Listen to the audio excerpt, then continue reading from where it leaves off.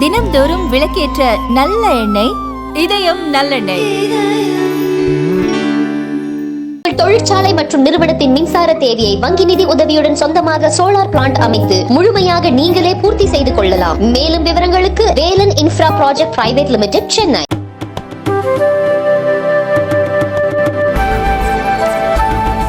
मैं आज ग्वालियर चंबल में आई के बड़ी खुशी भई।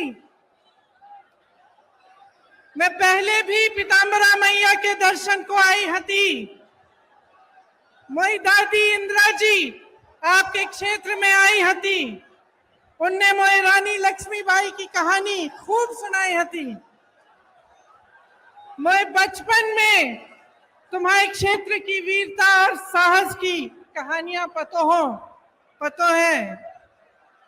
इतने दूर दूर से आई मेरी बहनन और भैया, आप सब लोगों का धन्यवाद।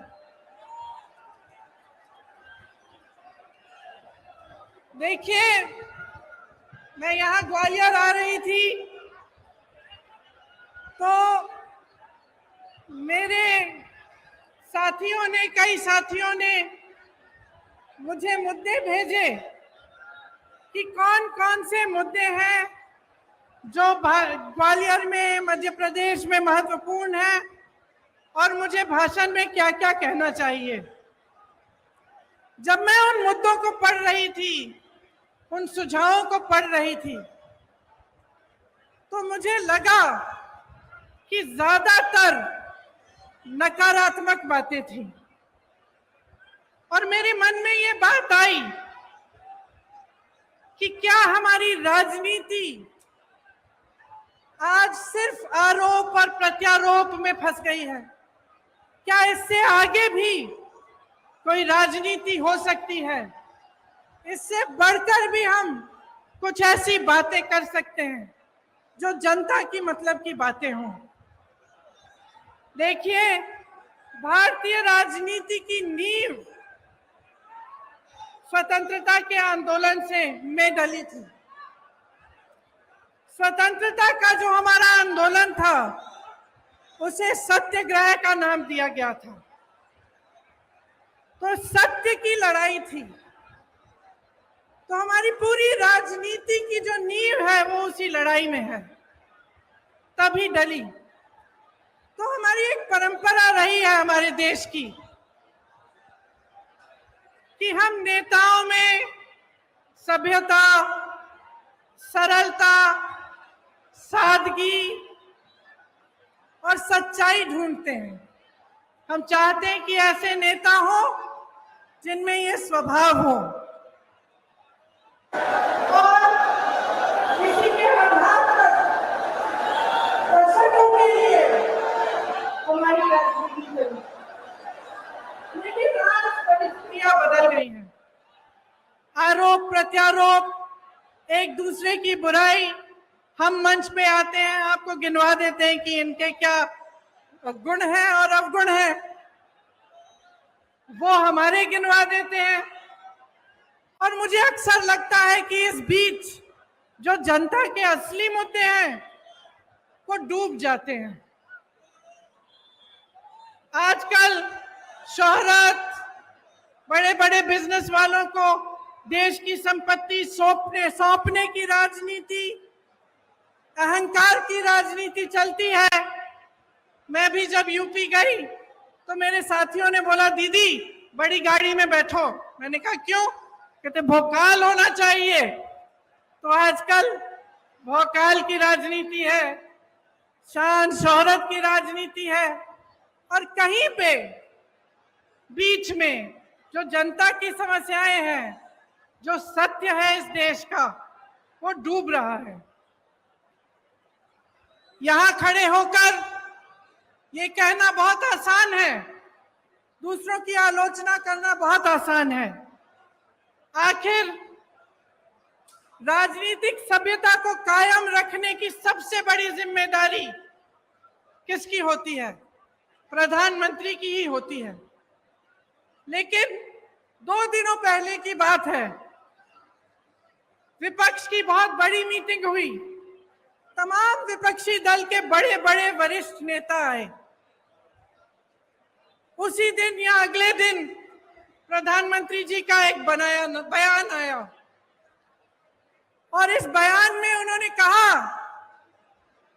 कि जितनी भी विपक्ष के नेता हैं, जितने भी विपक्ष की पार्टियां हैं, एक झटके में प्रधानमंत्री जी ने जैसे सब धान 22 पसेरी सबको चोर बोल डाला। इतने वरिष्ठ नेता, अपने अपने प्रदेशों के प्रतिनिधि, बड़ी बड़ी पार्टियों के नेता, जिन्होंने आजीवन देश के लिए संघर्ष किया, जिनका देश प्रदेश में आदर है, जो जनता के मुद्दे उठा कर आगे बढ़े राजनीति में, उनका इस तरह का अपमान प्रधानमंत्री जी ने खुद कर दिया। और दूसरी तरफ देखिए, मणिपुर में 2 महीनों से पूरा प्रदेश जल रहा है, घरों में आग लगाई जा रही है, मार काट हो रही है आपस में, महिलाओं के साथ भयावह अत्याचार हो रहा है, बच्चों के सर पर छत नहीं रहे, और हमारे प्रधानमंत्री जी ने 77 दिन के लिए कोई बयान ही नहीं दिया इस पे। वहां पे एक्शन लेना छोड़िए, एक लफ्ज नहीं कहा। कल मजबूरी में, क्योंकि एक इतना भयावह वीडियो वायरल हुआ कि वो फिर चुप नहीं रह पाए, तो मजबूरी में कल एक बयान दिया उन्होंने, एक वाक्य बोला और उस वाक्य में भी राजनीति घोल दी। उस वाक्य में भी उन्होंने उन प्रदेशों का नाम ले लिया जिसमें विपक्ष की सरकार है। तो मैं आपसे पूछना चाहती हूं कि ये जन आक्रोश लिखा है, ये जन आक्रोश किस बात का? ये जन आक्रोश आपके ही मुद्दों पर है कि नहीं है? और यहां खड़े होकर मैं भी इस 30 मिनट के भाषण में 10 मिनट प्रधानमंत्री जी की आलोचना कर सकती हूं। 10 मिनट के लिए मैं ये कह सकती हूं कि कितनी घोषणाएं, नकली घोषणाएं की, कितने घोटाले किए, कितने नाटक करते हैं शिवराज जी। और मैं 10 मिनट के लिए सिंधिया जी के बारे में भी बोल सकती हूँ कि किस तरह से अचानक उनकी विचारधारा ही पलट गई। लेकिन आज मैं यहाँ आपका ध्यान भटकाने के लिए नहीं आई हूँ, मैं आपके मुद्दों पर बात करने आई हूँ। और आज जो सबसे बड़ा मुद्दा है आपका, मैं जानती हूँ क्या है, महंगाई का मुद्दा है। सबसे बड़ा मुद्दा आज महंगाई है। और मैं सिर्फ सब्जी, फल, आटा, गेहूं, इस सब की मैं महंगाई नहीं कह रही हूं। ये तो है ही, जब टमाटर 150 रुपए में आप खरीद नहीं सकते तो ये तो है ही। लेकिन इस महंगाई से किस तरह आपकी कमर तोड़ी जा रही है उसकी बात कर रही हूं। मैं वो बात कर रही हूं कि जब घर में इतनी बारिश हो रही है, आजकल छत से कुछ पानी गिर रहा है, आपको मरम्मत करवानी है, वो मरम्मत महंगी हो गई है। आपको किसी के घर जाना है, कुछ ले जाना है उनके लिए, वो खरीदना मुश्किल हो गया है। आपके बच्चों की फीस भरना मुश्किल हो गया है। इतनी बारिश में जो बच्चे स्कूल पाठशाला तक जा रहे हैं, उनके लिए छाता खरीदना मुश्किल हो गया है। आपके पूरे जीवन पर एक बहुत बड़ा बोझ बन गई है ये महंगाई। तो ये सिर्फ टमाटर के भाव की बात नहीं है, ये बात आपके जीवन की है कि किस तरह आप गुजारा कर पा रहे हैं, मैं समझ नहीं पा रही हूं। मेरी बहनें यहाँ बैठी हैं, सबसे बड़ा बोझ इन पर है। समाज का बोझ, महंगाई का बोझ मेरी बहनें उठाती हैं सबसे ज्यादा। आज रसोई के लिए सामान खरीदना है, तेल खरीदनी है, वो भी नहीं मिलती। गैस का सिलेंडर मिलता तो था, उसमें गैस भरना ही मुश्किल हो गया है। आज आपको खरीदने जाना है तो 1000 रुपए से कम नहीं मिल रहा। बच्चों की परवरिश कैसे होगी? सुबह उठ के आप अगले दिन का सामना कैसे करते हैं? कोई बीमार पड़ जाता है तो घबराहट उनकी भी होती है और इस बात की भी होती है कि मैं दवाई कहाँ से खरीद के लाऊं। घर पे बीमार पड़ा है, लेकिन दुकान जाकर इतनी महंगाई है कि दवाई ही नहीं मिलेगी, मैं क्या करूं? आज ये है आपकी परिस्थितियां। तो इस बीच मुझे उचित नहीं लगता कि यहां आकर मैं फिजूल की बातें करूं, मैं दूसरों की बार बार आलोचना करती रहूं।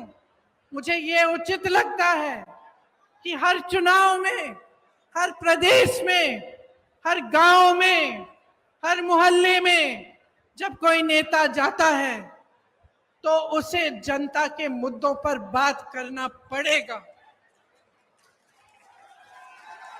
उसको बताना पड़ेगा कि ये महंगाई क्यों है, कि महंगाई के साथ साथ इतनी बेरोजगारी क्यों है, कि एक ऐसी सरकार क्यों है आज हमारे देश में जिसने पूरी की पूरी देश की संपत्ति एक या दो बड़े बड़े बिजनेस वालों को बेच दी। जहां से आपको रोजगार मिलता था, उन कंपनियों को जब इन्होंने अपने मित्रों को सौंपा तो उनको मालूम होगा कि आप बेरोजगार होंगे। आपको रोजगार कहां से मिलता था? पीएसयू से मिलता था, बड़ी बड़ी जो सरकारी कंपनी थी उनसे मिलता था। आपको रोजगार खेती की कमाई से मिलता था, आपको रोजगार सेना से मिलता था, आपको रोजगार छोटे छोटे व्यापार से मिलता था। आज परिस्थितियां क्या हैं? जो बड़ी बड़ी कंपनियां हैं वो तो सारी सौंप दी इन्होंने अपने दोस्तों को। सेना की भर्ती का क्या किया अग्निवीर का आप जानते हैं। आपका ये जो क्षेत्र है, ग्वालियर का क्षेत्र, रानी लक्ष्मीबाई जी का क्षेत्र है, यहां से तमाम वीर जवान जाकर हमारे सरहद पे खड़े होते हैं। आप जानते हैं सबसे अच्छी तरह कि जब से अग्निवीर की स्कीम आई और 4 साल की सेना में भर्ती कराई गई, तब से क्या स्थिति है। मैं कुछ हरियाणा के नौजवानों से मिली, उन्होंने मुझे बताया कि ट्रेनिंग से ही लोग वापस जा रहे हैं घर। तो कहते हैं कि हम इतनी ट्रेनिंग, इतनी कड़ी ट्रेनिंग कर किस लिए रहे हैं। हम इतनी कड़ी ट्रेनिंग इसलिए कर रहे हैं कि 4 साल बाद हम बेरोजगार होकर वापस आ जाएं, और जब घर आएंगे तो सरकार ने ये परिस्थितियां बना दी हैं कि घर पे भी किसानी से चाहे जितनी भी मेहनत कर लो, इतनी महंगाई है, इतनी मुश्किलें हैं कि किसानी से भी नहीं कमा पाएंगे। तो घर आकर क्या करेंगे? वहां भर्ती के लिए तमाम नौजवान पढ़ाई करते हैं, माँ बाप मेहनत की कमाई से उनके लिए पैसे इकट्ठे करते हैं। कोई 10,000 के ट्यूशन, कोई 20,000 के ट्यूशन करता है, और फिर देखिए पटवारी के इम्तिहान में किस तरह से घोटाला हो गया।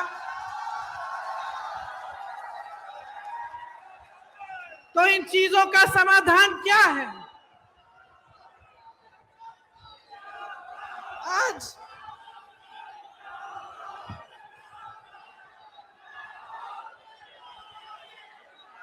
शर्म की बात है, शर्म की बात है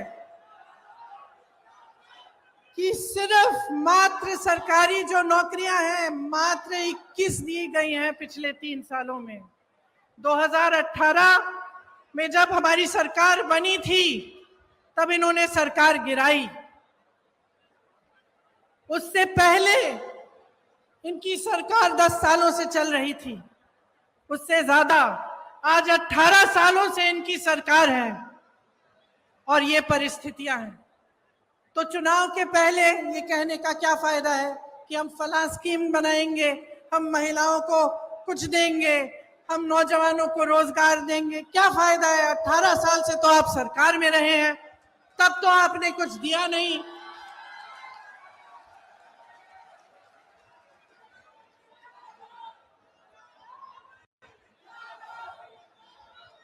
तो ये परिस्थितियां हैं, ये सच्चाई है। आपके मुद्दे क्या हैं? महंगाई है, बेरोजगारी है। जिस तरह से ये घोटाले पे घोटाला होता जा रहा है, जिसकी बड़ी लंबी लिस्ट है, यहाँ मेरे पास निकालते हूँ क्योंकि इतनी लंबी है कि इतने सारे याद भी नहीं रह पाते। खैर निकाल के बाद में बताऊंगी, दिख नहीं रही। तो इन्होंने इतने सारे घोटाले किए, कुछ नहीं छोड़ा, सड़कें नहीं छोड़ी, कुछ नहीं छोड़ा, भगवान की मूर्तियां नहीं छोड़ी महाकाल में।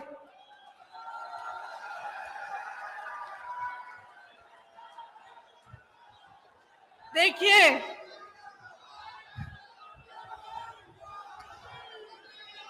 एक बात है, देखिए, दो बातें।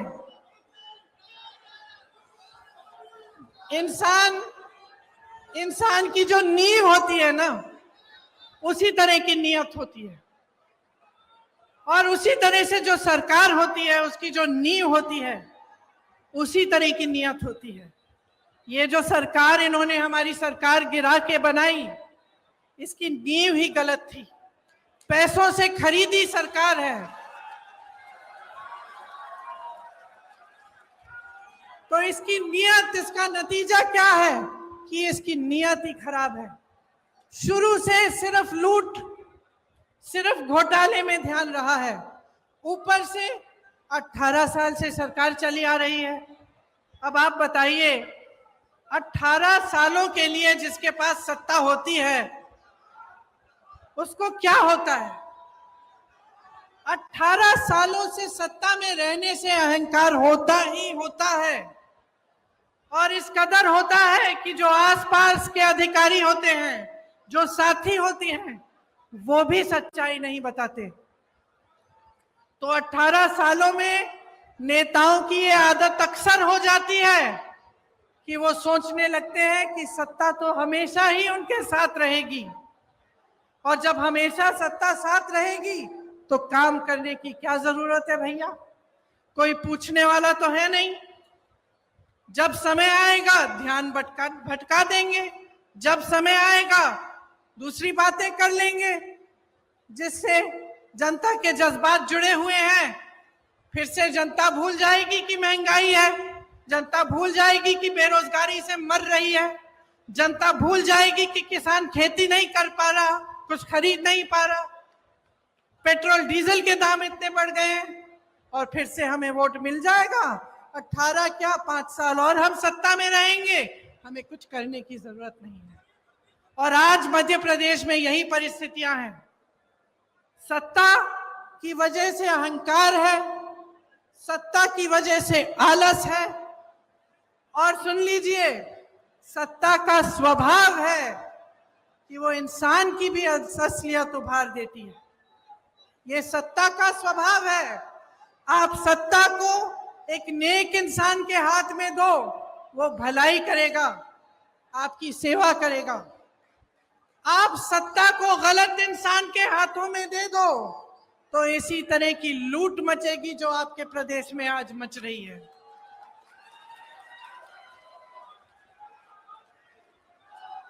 महंगाई, बेरोजगारी से समाज में तनाव बढ़ता है। जब समाज में तनाव बढ़ता है तो अत्याचार बढ़ते हैं, और अत्याचार हमेशा उन्हीं पर होते हैं जो ज्यादा कमजोर हैं। आप सबने देखा कि आदिवासियों के साथ किस तरह की हरकतें की जा रही हैं। आपने देखा कि इनके शासनकाल में दलितों के साथ कितने अत्याचार हो रहे हैं। महिलाओं की तो हम बात ही ना करें, हर रोज बलात्कार होता है। एक तरफ आपके अखबारों में बड़े बड़े इश्तिहार हैं इनकी सरकार के, और दूसरी तरफ ये खबरें कि किसी भाजपा के नेता के बेटे ने किसी के बलात्कार किया है, उसका आरोपी है, या फिर किसी महिला की छेड़छाड़ की है। तो ये परिस्थितियां हैं। अब आपको समझाना जरूरी भी है, लेकिन मैं जानती हूं कि सबसे ज्यादा विवेक जनता में होता है, सबसे ज्यादा। और मेरी समझ यह है कि जनता कभी गलत निर्णय नहीं लेती। जो भी निर्णय है उसका आदर लोकतंत्र को करना पड़ता है। तो अब समय आ गया है कि आप अपने लिए, अपने भविष्य के लिए एक बहुत बड़ा निर्णय करने वाले हैं। यह निर्णय क्या है कि अगले 5 सालों में क्या आप यही चाहते हैं जो आपने पिछले 5 सालों में देखा? और इस विषय में मैं आपसे पूछना चाहती हूं मेरे नौजवान भाई बहन बताइए, आप में से कितनों को रोजगार मिला है?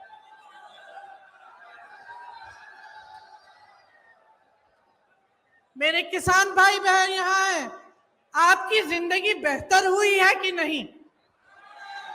नहीं हुई? 5 सालों में आपकी तरक्की हुई है कि नहीं? यहाँ व्यापारी होंगे, छोटे दुकानदार वाले भी होंगे, रेहड़ी पटरी वाले भी होंगे, क्या आपके जीवन में तरक्की आई है कि नहीं? आप कितनी मेहनत से कमाते हैं, कुछ नहीं बचता आपके पास। और जो आप पर सत्ता है, जो जिनके पास सत्ता है, जो आप पर राज कर रहे हैं, आलस के बावजूद घोटाले पे घोटाले कर करके कमा रहे हैं।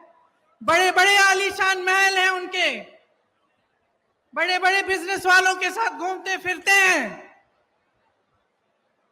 लेकिन आपके पॉकेट में, आपके जेब में एक पाई नहीं बचती। आज ये अभाव है तो इसलिए है क्योंकि आप जागरूक नहीं बने। मैं आप ही को दोषी ठहराऊंगी कि आपकी जागरूकता में कमी है। आप नेताओं से सही सवाल कर नहीं रहे हैं। आप नेताओं से पूछिए कि इतने घोटाले क्यों हो रहे हैं, कि आपने 22,000 घोषणाएं की, उसमें से क्या आपने 2,000 भी पूरी की? आप क्यों नहीं पूछ रहे हैं कि ये 20-25 घोटाले, इनकी जो लिस्ट है ये हर रोज बढ़ती कैसी चली जा रही है? आप ये नहीं पूछते कि आपके लिए इतनी महंगाई और इस देश के जो बड़े बड़े उद्योगपति हैं, जिनको इन सरकारों ने आपकी संपत्ति दे दी है, उनकी कितनी कमाई है? मैं बताती हूँ। 1600 करोड़ रुपए एक उद्योगपति एक दिन में कमा रहा है, जिसको इस देश की संपत्ति दे चुके हैं। 1600 करोड़ रुपए एक दिन में, और इस देश का किसान एक दिन में 27 रुपए नहीं कमा पा रहा। तो आज मैं आपसे पूछना चाहती हूं, बदलाव चाहते हो कि नहीं चाहते हो? आप एक ईमानदार सरकार चाहते हो कि नहीं चाहते हो? आप इस सरकार को हटाकर एक ऐसी सरकार बनाना चाहते हो जो आपके लिए दिन रात एक करके काम करे कि नहीं? आज 1600 युवा बेरोजगार हैं प्रदेश में। 1600 युवा आत्महत्या कर रहे हैं बेरोजगारी की वजह से। युवा जो होता है वो आशा रखता है, महत्वाकांक्षाएं होती हैं उसकी, माँ बाप के लिए कुछ करेगा, कमाएगा, घर में जो बच्चे हैं उसकी परवरिश करेगा। आज वो सारे सपने तोड़ दिए हैं। क्या आप ऐसी सरकार चाहते हैं जो रोजगार दिलवाए, जो आपको मजबूत बनाए, जो मध्य प्रदेश के नौजवानों को अपने पैरों पे खड़ा करे कि नहीं? मैंने उत्तर प्रदेश में एक नौजवान से पूछा कि बेटा, ये जो राशन की बोरी तुम्हें दी जाती है, तुम्हें ये चाहिए कि तुम्हें नौकरी चाहिए? मैं सबसे पूछती थी, एक ऐसा नौजवान नहीं था जिसने कहा मुझे राशन की बोरी दो। एक नहीं था। जितने भी नौजवान थे, चाहे जितने गरीब हों, चाहे छोटे छोटे से घर में रहते हों, वो सब कहते थे हमें रोजगार चाहिए, हमें नौकरी चाहिए, हम अपने पैरों पे खड़े होकर अपने परिवार के लिए खुद कमाना चाहते हैं। और इस सरकार ने आपको निर्भर बनाने का काम किया है। आपको राशन पर निर्भर करेंगे या आपको अपनी फालतू की स्कीमों पर निर्भर करेंगे जिसमें आपको कुछ मिलता भी नहीं है, लेकिन आपको रोजगार नहीं दिलवाएंगे, आपको अपने पैरों पर खड़े होने का काम नहीं करने देंगे। इसीलिए कांग्रेस जो है वो आपके लिए कुछ वादे, कुछ गारंटी लाई है। जब मैं कहती हूं कि कांग्रेस गारंटी देगी, तो मैं इस आधार पर कहती हूं कि हमारी जहां जहां सरकारें हैं, वहां वहां हमने जो गारंटी दी वो निभाई जा रही हैं। चाहे आप मध्य प्रदेश में चाहे आप कर्नाटका में, चाहे आप हिमाचल प्रदेश में, चाहे आप राजस्थान में देखें, तो जो वादे किए थे वो निभाए जा रहे हैं।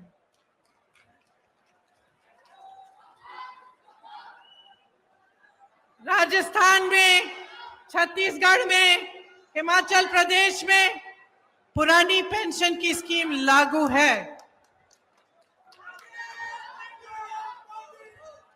जब आप सरकारी नौकरी लेने जाते हैं तो उसमें सबसे बड़ी चीज क्या होती है? जीवन के लिए सुरक्षा। मतलब कि नौकरी 20-25 साल नौकरी करने के बाद आपको पेंशन मिलेगा, आपको एक सहारा मिलेगा। वो सहारा आज नहीं मिलता सरकारी कर्मचारियों को। सरकार कहती है पैसे नहीं है इसके लिए। तमाम सरकारी कर्मचारी परेशान हैं। इनके पास बड़े बड़े उद्योगपतियों के लोन माफ करने के पैसे हैं, आपके पेंशन देने के पैसे नहीं हैं। इसीलिए जहां जहां कांग्रेस की सरकार है वहां वहां पुरानी पेंशन आज लागू है, क्योंकि हम आपका आदर करते हैं। हम समझते हैं कि जो सरकारी कर्मचारी है, जो दिन रात सालों के लिए सेवा करता है, उसके लिए बुढ़ापे में भी सहारा होना चाहिए। और यहाँ पे भी एक घोषणा ये है, गारंटी, कि पुरानी पेंशन यहाँ भी लागू होगी। मेरी बहनों के खातों में हर महीने सीधे 1500 रुपए डाले जाएंगे।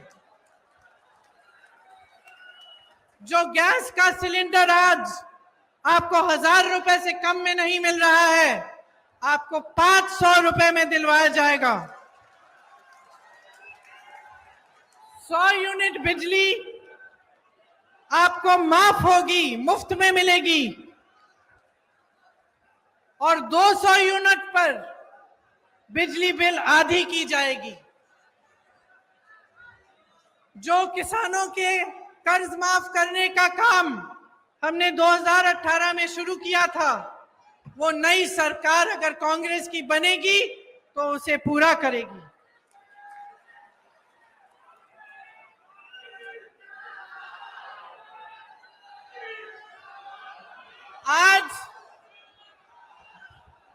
आज छत्तीसगढ़ में कांग्रेस की सरकार है, 2600 रुपए धान मिल रहा है। 2600 रुपए आपको मिलते हैं धान के लिए। जहां पे हिमाचल में हमारी सरकार है, वहां जो वादे किए उनको पूरा करने का काम शुरू है। कर्नाटका में कहा था कि महिलाओं को बस में यात्रा मुफ्त में मिलेगी, आज महिलाएं मुफ्त में यात्रा कर रही हैं। तो इस बार मध्य प्रदेश में मुझे लगता है कि प्रचंड बदलाव की लहर है। और मैं आपसे आग्रह करती हूं कि प्रचंड बहुमत से आप इस बार कांग्रेस को जिताइए। एक ऐसी मजबूत सरकार बनाइए जो न खरीदी जा सके न गिराई जा सके, जो 5 सालों के लिए दिन रात आपके लिए काम करे और आपके ही भविष्य को मजबूत बनाए।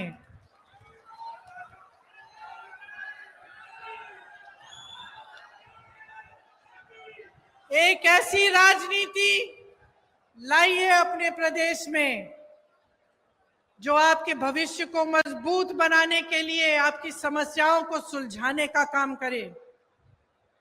आपकी जितनी भी छोटी छोटी समस्याएं हैं और जितनी बड़ी समस्याओं से आप जूझ रहे हैं, उनको सुलझाने का काम पहले दिन से शुरू होना चाहिए।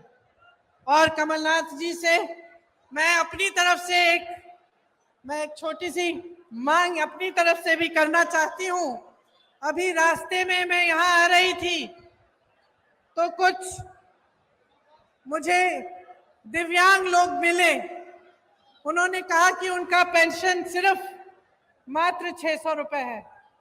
तो मैं आपसे आग्रह करती हूं कि आपकी जब सरकार बनेगी तो उनका पेंशन भी जरूर बढ़ाइएगा।